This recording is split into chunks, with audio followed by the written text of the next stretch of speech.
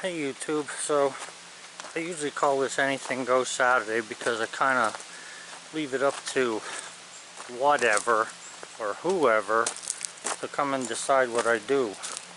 But, so this morning, or so I shouldn't say but so this morning I cut my grass I cut grass for a neighbor. He, I guess he has about 2 acres of grass. I cut that for him so that he didn't have to. Well, he can't do it. He has a pacemaker and stuff, so, you know, things get goofed up. But anyway, besides that, I did some other stuff. I fixed a trailer hitch I was welding, but I didn't get nothing on tape. What I want you to see is we have 78%. That's relative humidity there. And the temperature is 59 degrees. Okay? So, let me check that again. Yeah, 78 and 59. Okay, so we come out to the greenhouse now. I'm out, not or the kiln. I'm not opening it, but it's 88. So 50, 68, 70. Or wait, 58, 68, 78, 88. Yeah, so that's 30 degrees hotter in the kiln, and the relative humidity in the kiln is 55%. So it's gone down a lot since last night, and the temperatures are a little warmer than they were late last night. They're, you know, like 88 degrees, like I said, but there's no sun. It's mostly cloudy in PA, much cloudier over there, at least in my section of Pennsylvania anyway. I want to be clear on that so I don't get, you know, people from the south of Pennsylvania upset. So anyway, that's where we stand there so far, and the dehumidifier then is still pumping out water. So what I usually do is put a container there, a gallon jug. I haven't done it today yet. I usually put a gallon jug there and measure the water then that comes out of there. And believe it or not, if you measure the water and you figure out how much wood costs, and or not costs but weighs when it's in log form, and you can pretty much figure out how many gallons of water you're going to get out of this thing, you know, at a given relative humidity. The point is, you got to do this right from the start. In other words, you got to do it with the wet wood. So this wood I have has been in here for a while, so I can't do that now. But you could actually, you know, when you bring the log in, you can guesstimate. You can guesstimate by using one of the guides that are on the internet about weight and stuff. I want to try and get one from a reputable place. And the weight of weight wood tells you what it is. You figure out the dimension of the wood you're cutting, figure out how much of that would be water, and then when you put it all in your kiln, if you do this fairly quickly, you can come up with a number of how much water you're actually going to get out of that. Now yes, some of it is from the outside humidity, but I think you'll agree that at 55% being inside and 78% being outside, that the inside of the kiln is doing a good job as far as keeping moisture off of the wood, or relative humidity down. Okay, so just thought you might want to see that, and we'll analyze that a little bit later on in the day as it goes on. I'm expecting this relative humidity to go down much further than it is. We'll see. Hey YouTube, every now and then I get a really interesting question, and I got one today on comments. It said, is putting the dehumidifier defeating the purpose of drying the wood? Because he said that the dehumidifier takes heat with it. Well, I don't think that the dehumidifier takes heat with it, because the water going out of the dehumidifier is in drops, and unless the water was hot, then I would say that it was taking it out. But here's something I'm going to check. You're going to have to take my word for this, because I'm not going to move the camera and I don't want to leave this open. Inside there, the temperature is 88.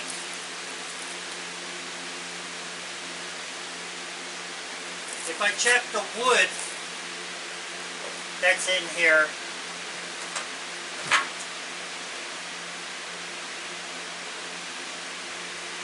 And the thermometer itself, I'm getting the same temps.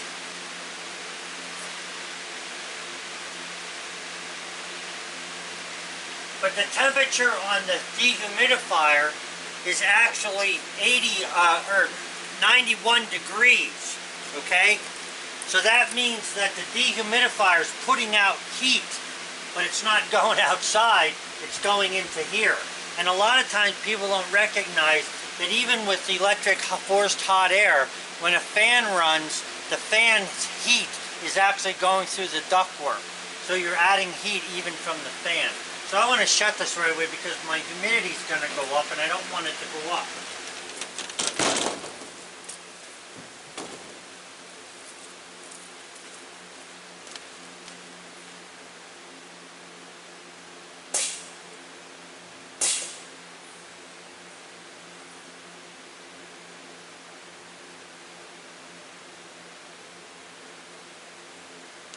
Also, the temperature of the water coming out of the kiln is 63 degrees.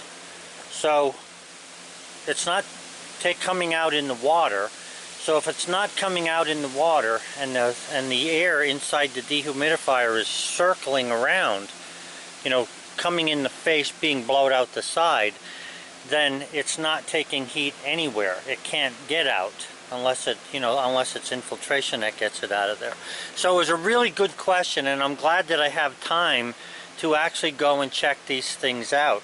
Yeah, in answering the question about the dehumidifier actually puts out heat, okay, while it's working. The little bit of heat, the water that it pulls out does not lower the temperature in the kiln. If it did, then the temperature would go down as the relative humidity went down, but that's not always the case. Remember last night what I said was, and you got to make sure you got this clear, when the temperature goes up, okay, without introducing any moisture, when the temperature goes up without introducing moisture, the humidity goes down, okay? When the temperature goes down, the relative humidity goes up. You got to remember that. That's the most important part of this whole thing. If you don't remember that, then you can't comprehend the rest. So you got to understand that part. Just thought I would go over that again because it's not going to be the first time or the last time I get this question.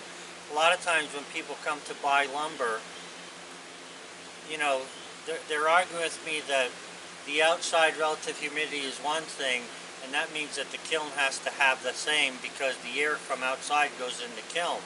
They're not recognizing that the insulation around this and the heat that's being held in the concrete is causing the temperatures and water relative humidity conditions in there to fluctuate differently than they are outside. That's why you build the kiln to begin with.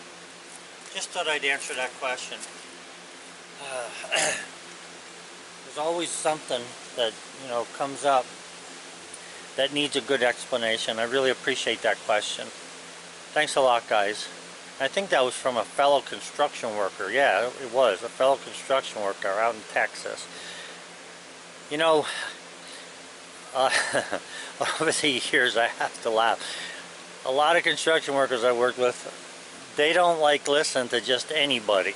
You know, if you got something to say, especially, and if you're an engineer and you have something to say, they listen real close to you, not because they believe you're right, but because they don't know if they can trust you. So the thing is questioning is always good. Getting proof for your answers is even better. Have a good one. I thought this was interesting, guys, while I'm out here. If you notice, the relative humidity went up from 78 to 80, but the temperature remained the same at 59 degrees compared to what's happening inside the kiln. So we've got 80% relative humidity outside. At this point we've got, and I shouldn't have opened the kiln, but I did anyway, we've got 60% inside, yet we have higher temperatures inside. 80, well, it's down to 86 now. So anyway, keep your kiln closed. Hey YouTube, well, it's 5:07 p.m. almost dark out. Looks dark up there. Anyway, we're gonna do a final check on the kiln. I just want to try and relate to you guys what takes place here and how well the kiln is working. I think it's important that you know that. So the temperature is 57, and the humidity has gone up to 83%. Okay, so 83 and 57. 83 and 57. 83% humidity, 57%, or 57 is the temperature. Now, I know you guys can probably hardly see this. Okay, so then one last time. 85 for the temp, 58% relative humidity in the kiln. I'm gonna make sure this camera sees light or it'll go weird on me. And over here we actually have 58 degrees, or 57 degrees, and the relative humidity is 83%. Okay? So you can compare those two numbers. My camera shut off for some reason. It thinks it's dark out. I guess it is. So anyway, when the kiln is filled with red oak, it's $12,000 worth of wood. That thing is only costing me pennies. In fact, I don't even notice it hardly on the light bill. That's number one. And the part about does it take away heat? A dehumidifier does not take heat away from the air that's in there. It doesn't remove heat and lower the temperature. In fact, because the dehumidifier uses energy, it actually puts heat back in. So the heat going through this grill that you're looking at there, on the opposite side is where the air's blowing out. That's warmer than what's going in there, just because of the energy it takes to run this thing. So then I think you can see the water's running pretty good out of there. The dehumidifier is doing a good job taking moisture out of this thing. What I should do is actually show you just how much water really comes out. Hey YouTube, so we've got some numbers here and want to take a look at these. In the kiln right now, and it's 7 o'clock at night, the temperature is 85 degrees Fahrenheit, and the kiln relative humidity is 59%. So 85 degrees, 59%. Outside, it's 57 degrees outside, okay? And the outside relative humidity is 83%. So we know that when the temperature goes down, now we are not saying, and I want you to clarify, or I want to clarify this. Low temperatures do not mean low or high relative humidity.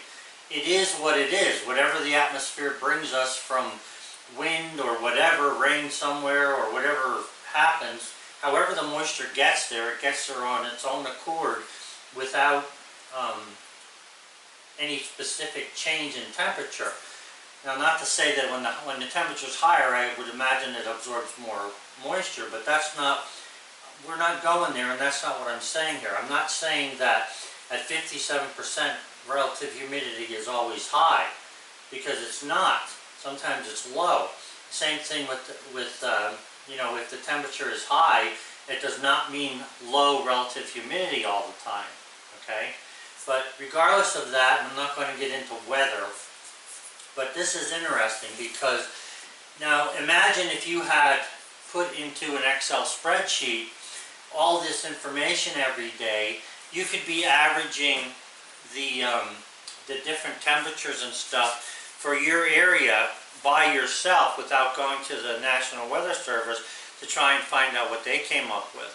Because a lot of times a valley or a hill can make all the world of difference in how much temperature and what relative humidity is. I know that for us up here where I'm at, I'm I think 26 or 2,800 feet high, which isn't all that high, but it's high for this area.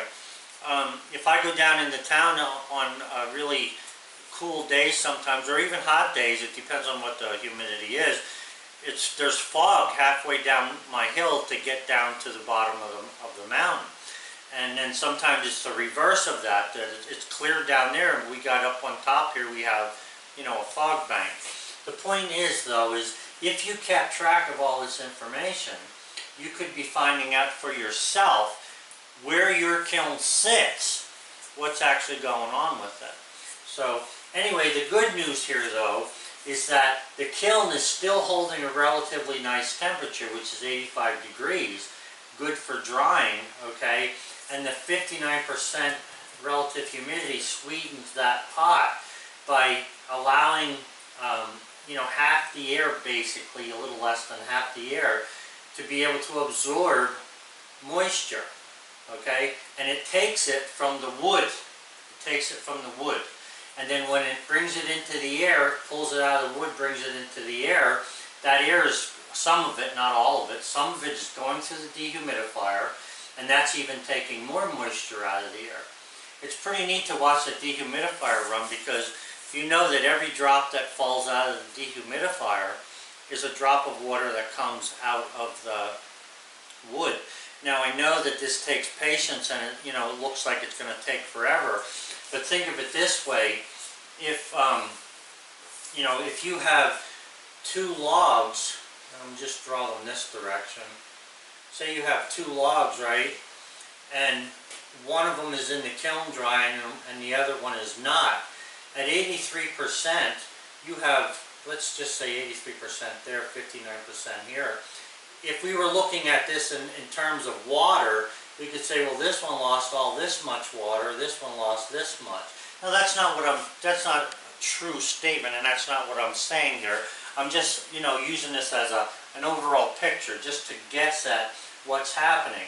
But what you can do, though, is you can take the dehumidifier, if you put fresh cut lumber into the kiln, and you can fill the kiln within a day or two, I would say that there's no reason why you couldn't predict the amount of water that's going to come out of the dehumidifier.